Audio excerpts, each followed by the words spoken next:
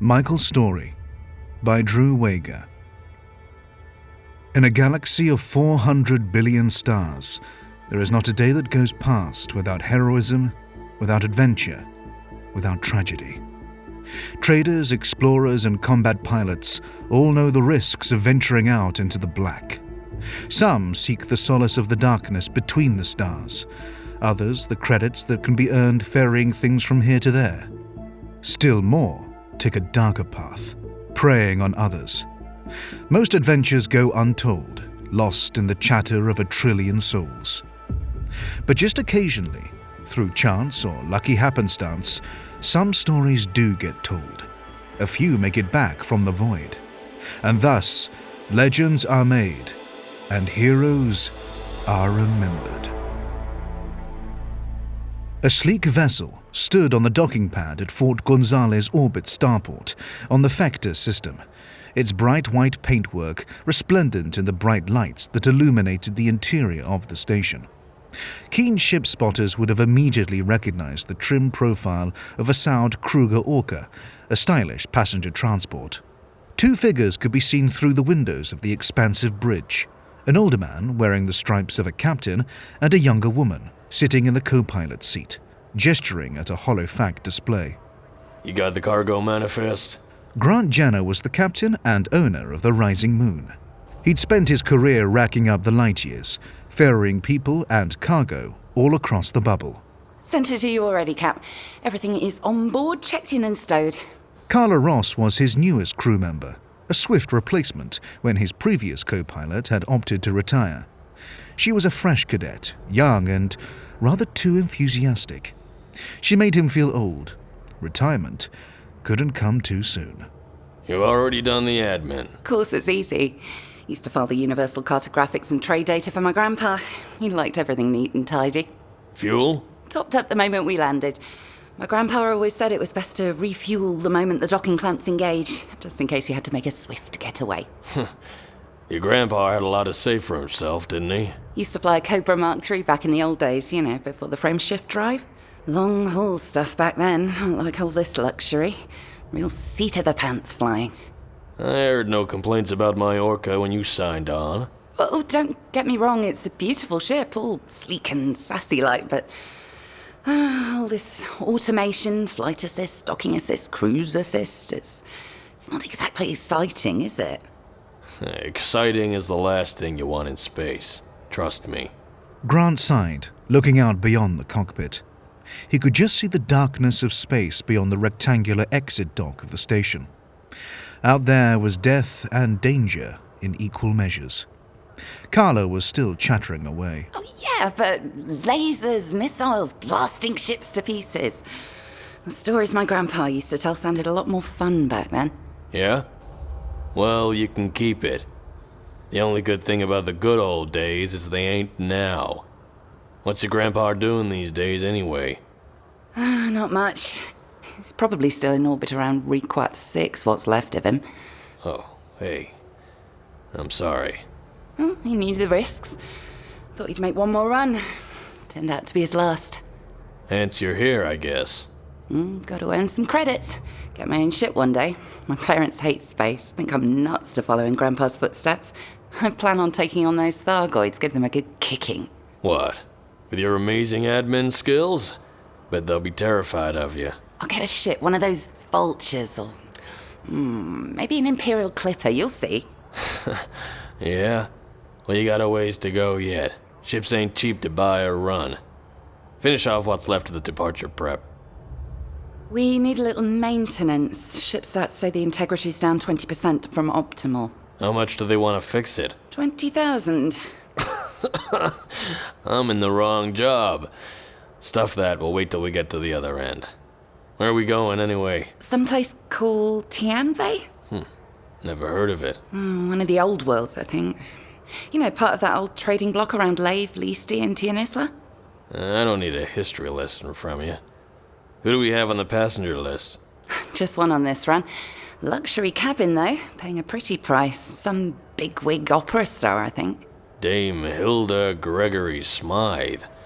Sounds like a right case. Tianvei's about 10 jumps from here. Get the ship ready to depart. I better go welcome her aboard. Grant stomped off the bridge, his mag boots clicking on the metal flooring.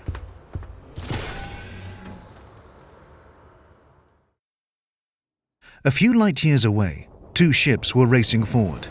They just left Smith Landing in the Amber system. One was small, fierce and aggressive, twin nacelles jutting out at jaunty angles. The other had a dark-hued hull, angular and blocky.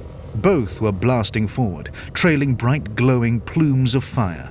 An unlikely pair. An Imperial fighter called the Melma Predatrice and the Federal gunship, Walrus.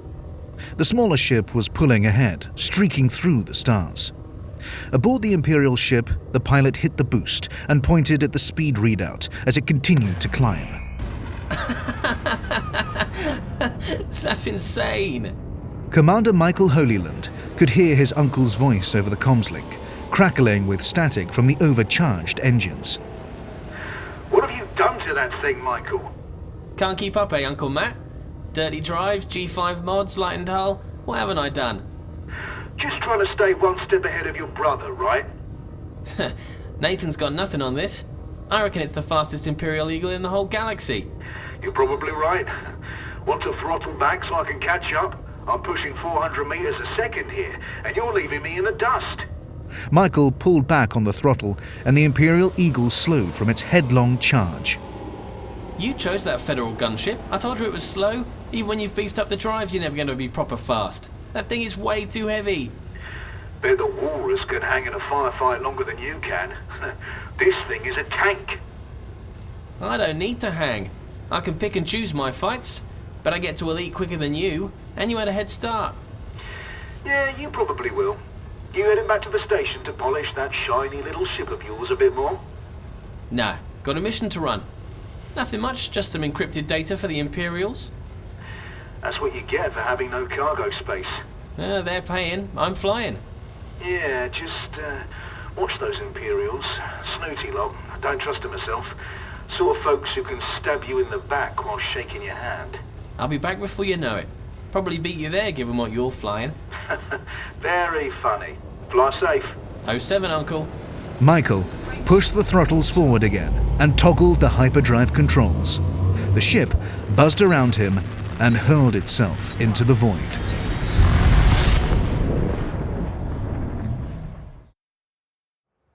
Captain Grant blinked. Dame Hilda Gregory Smythe liked to make an entrance.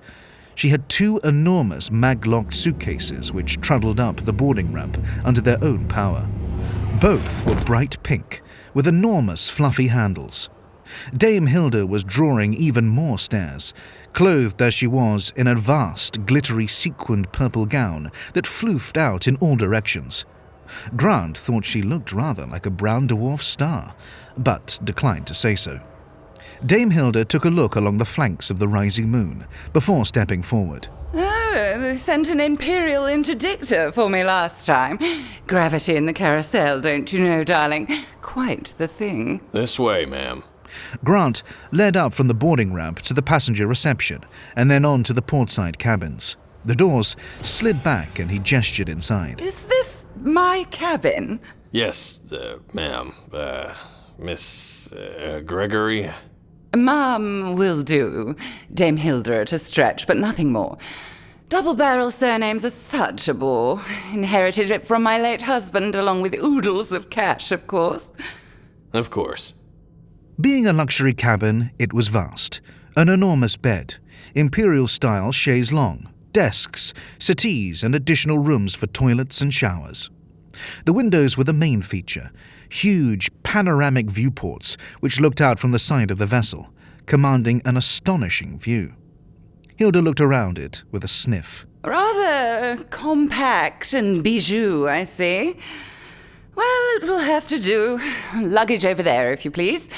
Beggars can't be choosers, can they? The luggage trundled into the cabin without supervision and stored itself neatly against the wall below the viewing window. Grant clenched his fists, but maintained his composure. Indeed not. Fujin tea, ma'am. You don't have anything a little stronger? Can't serve alcohol in the dock, I'm afraid. It's against regulations. Oh, Oh, but they would never know, would they? A drop of Anlin gin, Lavian brandy, or... Oh, what's that other delightful little tipple? Leestian evil juice? Now there's a drink. I'll see what I can do. We'll be departing in the next few minutes, so please, secure your flight harness immediately. Strapping me down like some old piece of cargo? Well, if I must, I must. Safety first. Zero gravity, you see.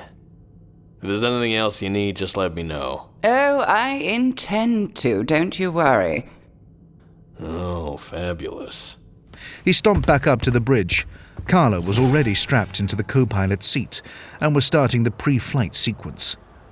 Did I ever say I hate carrying passengers? You did. In fact, I think you do it every flight. We've only got one. What's the problem? Oh, well, wait till you meet her, then you'll understand. Let's get moving. The sooner she's off, the better. Aye, Captain. Carla reached over to the external comms. Saud Kruger, Golf Romeo Alpha, requesting permission to depart.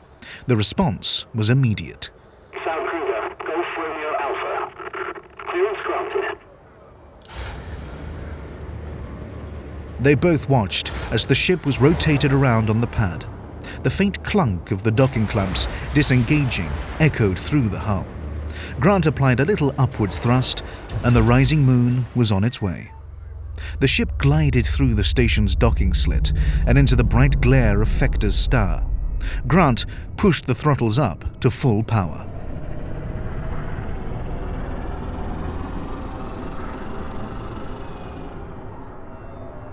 Right. Give me that hyperspace route and no messing about with the neutron stars either. Carla already had the charts up. Fast route plotted, no need to refuel. We can do it on one tank. Good. Nice and quick. Let's get this over with. Grant activated the frameshift drive, and the ship's engines charged up for the hyperspace jump, throbbing with increasing power. Here we go. Space outside vanished, replaced with... well, no one really knew. The strange dimension that ships used to traverse the void was known as witch space. Some said it was haunted by the ghosts of ships that went in and never came out again. Strange shapes blurred past the windows, flickering points of light that might have been stars, or galaxies, or something else. There was a dull thump from somewhere behind. The ship vibrated, as if jolting over something. A red light flickered on the console. Carla looked up from her controls. What was that? Don't know. Maybe we should have taken that maintenance. Check the... Grant's command was cut off in mid-flow. Both yelled as a huge shock crushed them back into their seats. Then their bodies were flung to one side, their harnesses straining to hold them in place. The ship was rolling, spinning, lurching this way and that, totally out of control. Warnings flashed on the holofact display before them. Warning, hyperspace conduit unstable. Frameshift drive malfunction. Neither Grant or Carla could reach the controls. Both were straining against the force that was pinning them into their pilots' chairs. They couldn't speak. Carla was desperately trying to reach the controls, but before she could do anything, the ship tumbled out of hyperspace, stars whirling around the cockpit windows, the vast sphere of an angry-looking star swelling with terrifying rapidity before them. Carla was able to jab at the controls. Heat blazed through the cabin. Sparks flew, smoke venting out around them. Warning, taking heat damage. FSD is jammed. Hold on, we're going to... Grant yanked on the controls, and the rising moon nosed upwards. The burning sphere of the star fell away below. More warnings flashed up. Thrusters malfunction. The engines were straining, the ship creaking and groaning about them. We've got to set down. Where? Anywhere! Ahead, they could see a planet. Small, rocky, low G. Better than nothing. Carla pointed at it. Aim there. We can set down and see if... But the ship refused to steady. Grant and Carla both struggled with the controls, trying to keep the rising moon on course for the planet. Something was wrong with the frameshift drive. The ship bucking and yawning no matter what they did. The planet grew before them. A glowing arc shone around the planet. It had been impossible to see as they approached. Now, it was right in their path. Grant yanked on the controls. Rings! It was too late. Warning. Warning. With another horrifying shock, the rising star hurtled into the rings of a forlorn rocky ice world, spinning and tumbling, end over end. Michael's Imperial Eagle dropped out of witch space. He angled the ship to refuel, circling the star at a discreet distance. The fuel scoop activated, sucking plasma down greedily and turning it into fuel. He looked at the long-range scanners out of idle curiosity. Never hurts to have a look around. It was a pretty dull system. The star, obviously, a couple of asteroid belts, half a dozen rocky ice worlds. So far, so ordinary.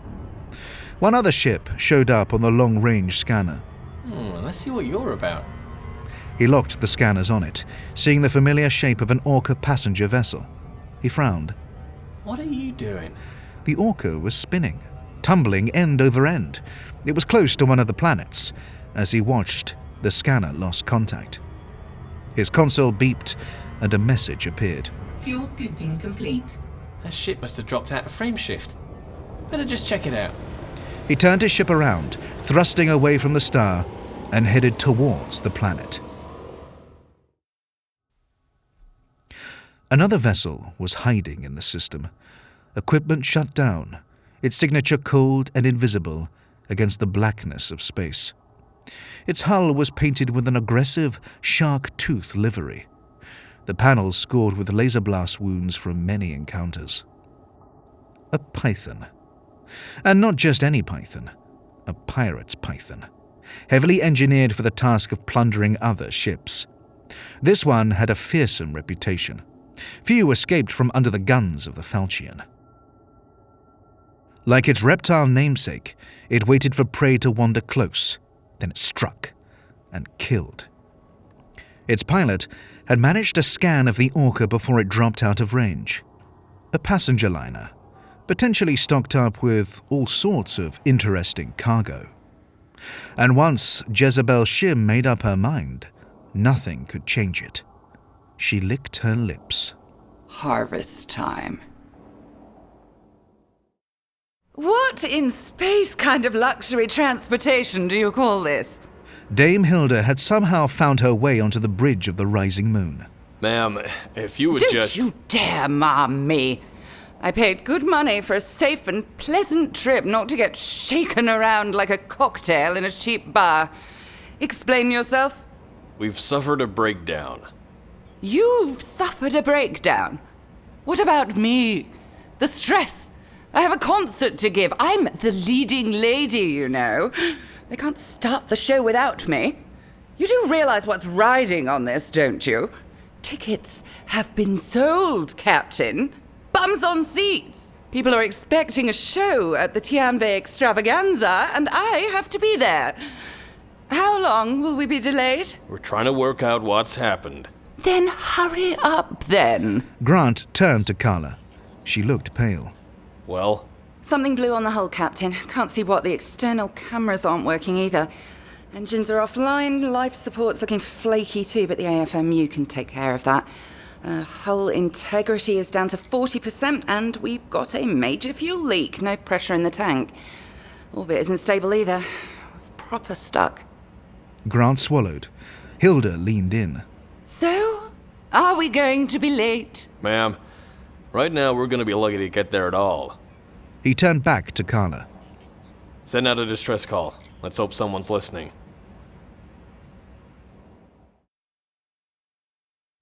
The comms panel in Michael's ship lit up with a contact. He turned his head, and the holofac display showed him the detail. His Imperial Eagle was heading towards the planet where the signal was coming from. He pushed the throttles up as far as he dared, watching the indicator rise to the top of the blue zone. No loop of shame for me. He toggled the audio to listen. A woman's voice sounded over the speaker, high-pitched and alarmed. To anyone in the system, this is Carla Ross of the Orca-class vessel Rising Moon. We have major damage and we're unable to navigate. Engines dead, life support compromised, orbit decaying. Please assist urgently. I repeat, to anyone in the system. Michael activated the comms unit, ready to respond. As he did so, static crashed across the display. Orca Rising Moon, this is Commander Michael in the Melmar Pretty Treese. Acknowledging your call and I'm on my way. Do you copy? The only answer was static. Orca Rising Moon, do you copy? Still no answer. The static buzzed and hissed. That's a jamming signal. Then, another voice broke out across the communication link. A woman's voice, slow and sure. This is Commander Jezebel Sim of the Python-class vessel Falchion. I've heard your call and I'm on my way. I will deal with your situation. Make no further calls. Frowning, Michael searched for the source of the new transmission. I'm not showing up on scanners. That's just...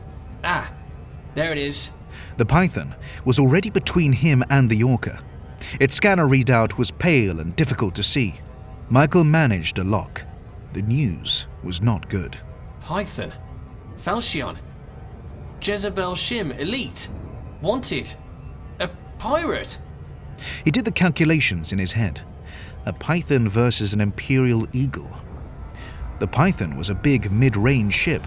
He knew the stats. 5 hardpoints, 3 of them large, likely engineered in a hull or shield tank configuration. An ability to mass lock anything up to the biggest ships. An elite pilot too. Impossible odds. Jezebel Shim couldn't believe her luck as she dropped the Falchion into the rings. The Orca was drifting, a sparkling wake of frozen fuel behind it. The ship was dead in the water. The comms crackled, the woman's voice again. Thank you so much for coming to our aid. We need a hull repair and refuel. Can you assist?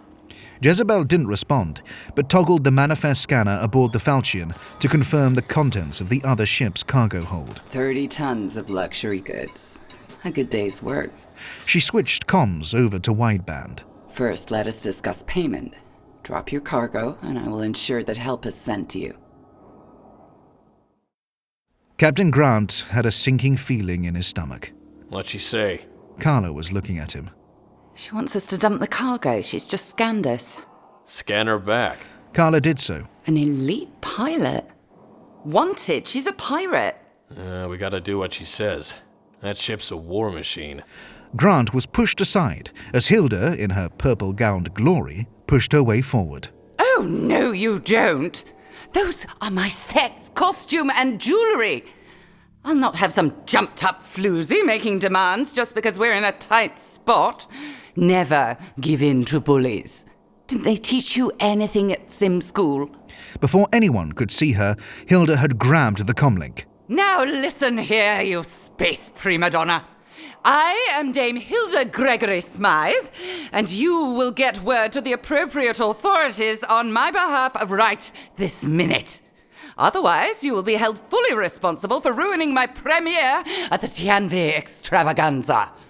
What say you to that? The answer was immediate. The ship crashed and shuddered about them. The Python had opened fire. Beam lasers skittered across the shields of the rising moon.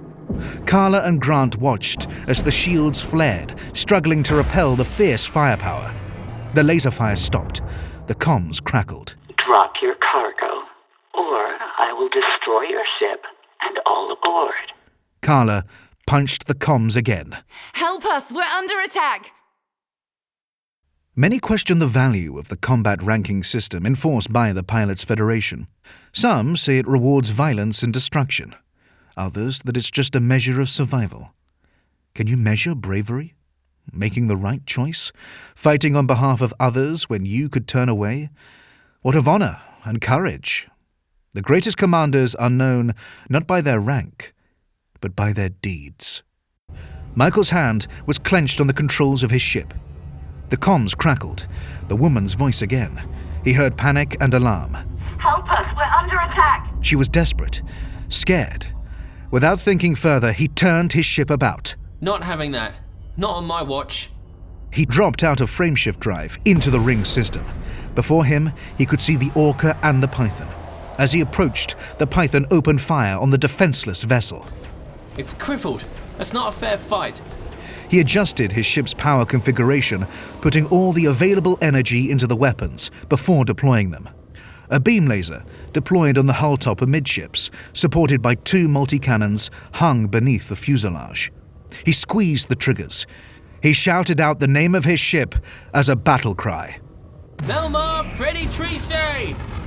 Laser fire and multi-cannon rounds ripped into the Python shields.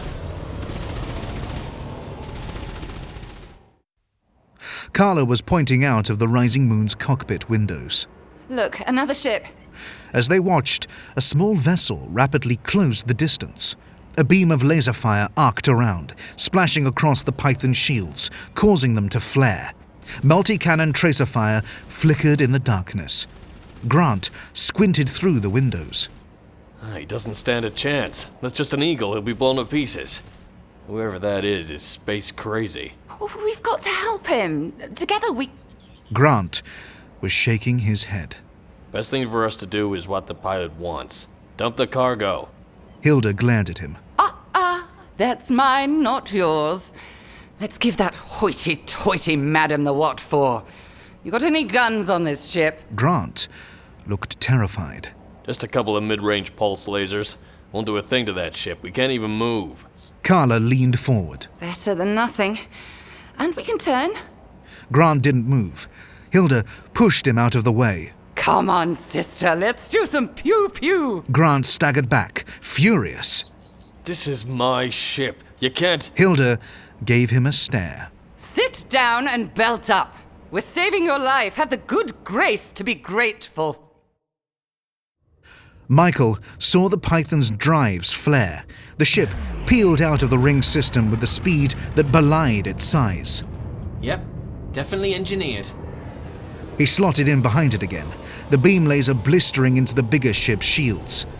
There was little point in wasting more of the multi-cannon ammo right now. With its shields up, the Python wasn't even going to notice. The nimble Imperial Eagle was able to stay in the shadow of the bigger ship, continuing to fire its beam laser repeatedly. The scanner was showing that the shields were slowly eroding away. Only a matter of time. Maybe this won't be so difficult after all. The laser strikes had come out of nowhere. Jezebel looked at the scanner only to see that another ship had appeared. It flashed red, indicating it was hostile. She triggered the drives and locked the scanner on target, and laughed. An Imperial Eagle? And just expert rank? Well, Commander Michael, we'll see what you can do. Let us play. The pilot of the Eagle had closed the range, slotting in behind, firing away with his tiny little weapon. Come closer. Yes, that's it. And now. The Python's drives abruptly shut down, and the ship went into reverse. Michael pulled his ship into a steep climb away, desperate to avoid a devastating collision. Laser fire flashed around the cockpit, one beam striking a glancing blow. Sparks flickered around his view. 1/3 of my shield's gone in one hit. The comms crackled. It was the captain of the Python. Run away, little boy. This is your only warning. Leave now or die. Michael thumbed the communicator, turning his ship back down towards the rings. I'm here to rescue that ship. You leave and I'll let you live. An empty threat. You know it, and I know it very well. Consider your death warrant signed. More laser fire, excruciatingly close. Gotta think. I'm outgunned here. Use my strengths. He pushed the throttles forward, pushing all power into the engines. The lithe little Eagle blasted away down into the rings, the Python unable to keep pace. Michael killed the drives and flipped off the flight assist computers. His ship drifted in shadows between the vast rocks of the ring. They were all about him, silently spinning, a strange place full of hiding places and shifting safety. He nudged the thrusters, tucking the Eagle in close to one of the rocks. With luck, his heat signature would be masked. Hide and seek. The Python had driven into the ring system. He could see it ahead, cautiously nosing its way forward. In here, its maneuverability would be limited, and a rock could finish off a ship far more effectively than a laser. He fired up the drives again, diverting power to the lasers. He unloaded almost a full distributor load of laser barrage into the Python's shields before it was able to elude him. By the time it turned again, he was hidden once more. Hit and run. He managed it 2 more times before retreating behind the safety of the rocks once more. The comms crackled into life. Very clever, little boy. But this is the coward's way. She can't find me, but I can't weaken her shields enough. All she has to do is sit there full-powered as shields. Gotta be more daring. He toggled the flight assist computers back on and chased after the Python. The Eagle's maddening attack resumed again. Jezebel tried to bring the Python around fast enough to get a bead on the smaller ship, but it was too quick, too agile. It ducked aside as the Python lurched from pitch into roll and then into yaw. It was too dangerous to use full thrusters in the rock field. The Eagle pilot was achieving nothing. Jezebel's ships recharged between each attack, but it was giving the Orca time to make repairs. Perhaps that was the idea. Stalemate. Time to change the board. Jezebel pushed the Python onwards and back out of the rings, heading back towards the stricken Orca. Carla and Hilda had watched the fight from the bridge of the Orca. Both dueling ships had vanished into the rings.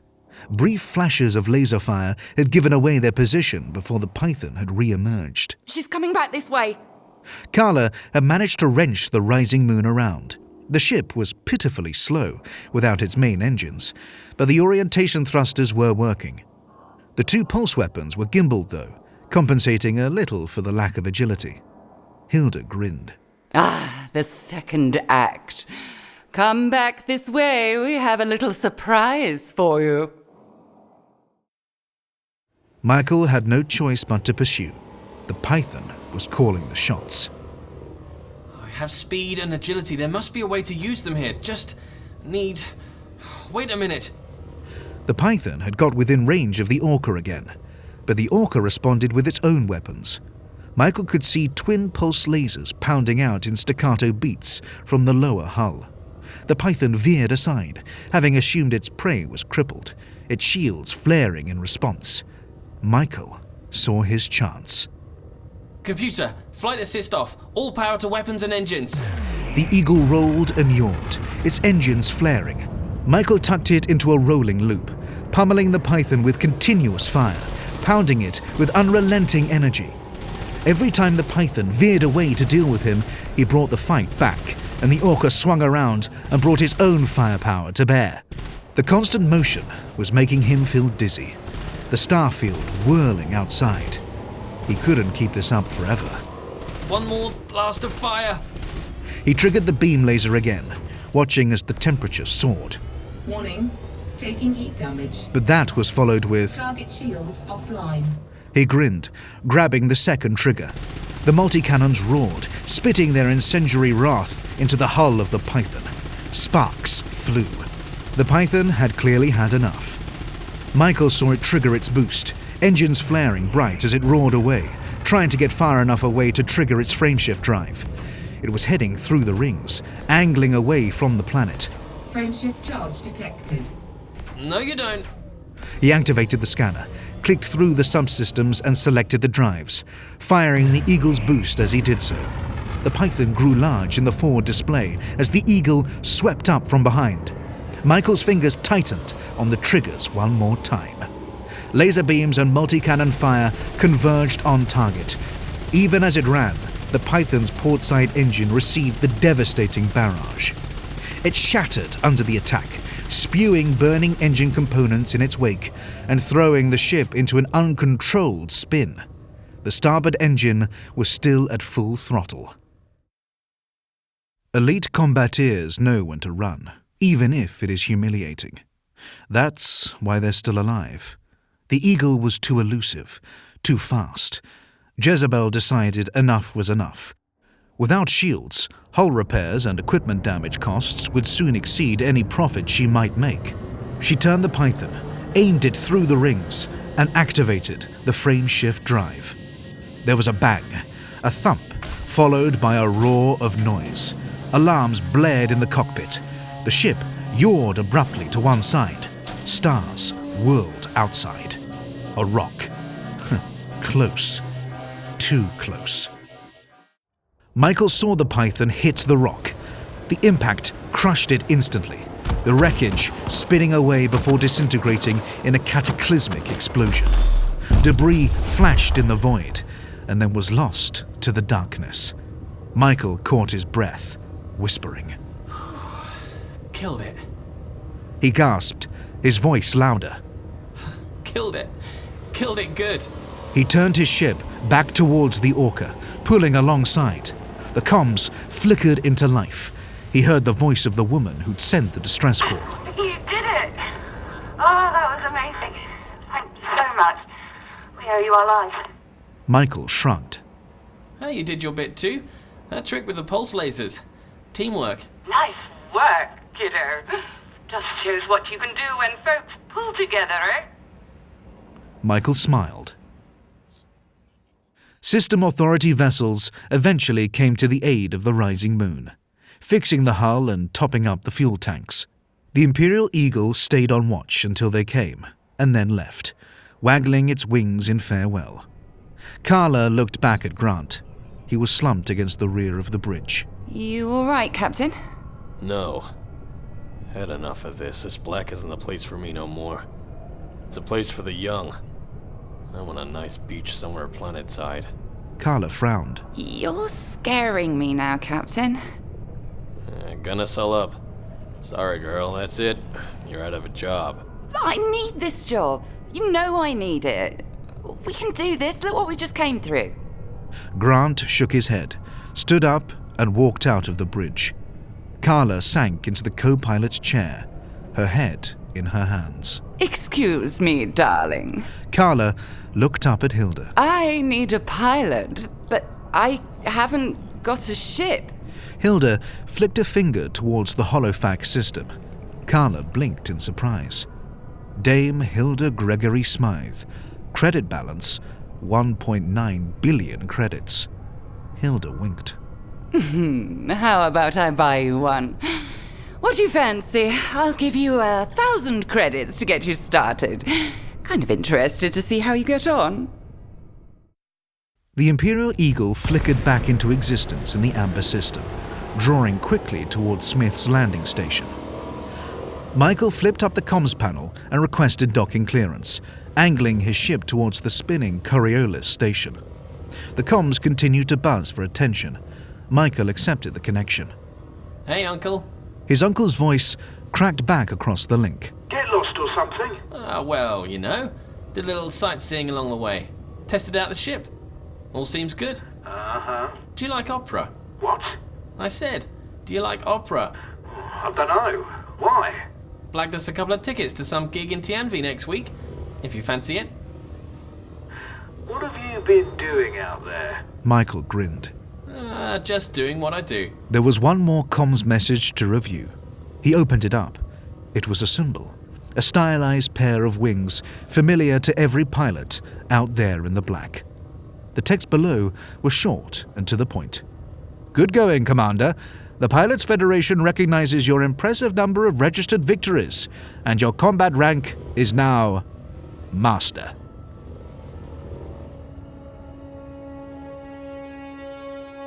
A great many commanders are dangerous. A few more have earned the classification deadly.